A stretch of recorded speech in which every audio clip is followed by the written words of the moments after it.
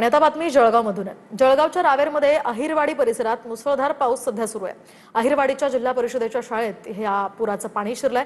दरम्यान जिल्हा परिषदेच्या शाळेतील विद्यार्थ्यांना ग्रामस्थांनी रेस्क्यू करून इथून सुखरूप बाहेर काढलं। तर दुसरीकडे नागवेली नदीच्या पुराचं पाणी अहिरवाडी गावामध्ये शिरलंय, ज्यामुळे अनेक घरांचं प्रचंड नुकसान झालंय। ही दोन दृश्य आपण पाहतोय। जिल्हा परिषदेच्या शाळेमध्ये हे पुराचं पाणी शिरलंय, त्यामुळे विद्यार्थ्यांना अशा प्रकारे या पाण्यातनंच रेस्क्यू करण्यात आलं। तर दुसरीकडे अनेकांच्या घरांमध्ये हे नदीचं पाणी शिरलेलं आहे, त्यामुळे लोकांचे हाल होत आहेत। वळूयात पुढच्या बातमीकडे। मुंबई गोवा महामार्गावरील सिंधुदुर्गच्या पुलावर पहिल्याच पावसामध्ये पाणी साचलंय। पुलावर पाणी साचल्यामुळे वाहनधारकांची चांगलीच कसरत होतीये।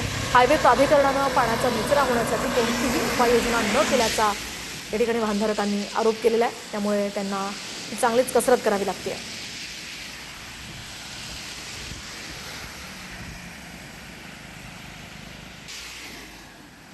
तर आपण पाहतोय मुंबई गोवा महामार्गावर जानवली पुलाजवळ हे पाणी साचलेलं आहे आणि त्या पाण्यातनं वाट काढताना वाहन चालकांना कसरत करावी लागते।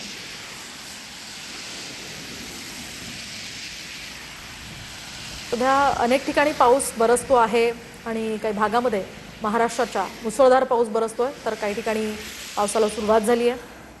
तर तिकडे अमरावतीमध्ये सुद्धा पहिल्याच पावसात जिल्हा रुग्णालयामध्ये पाणी शिरलंय।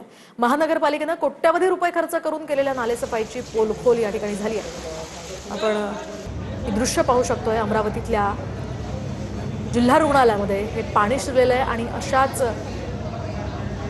ठिकाणी रुग्णांना उपचार घेण्याची वेळ आलेली आहे।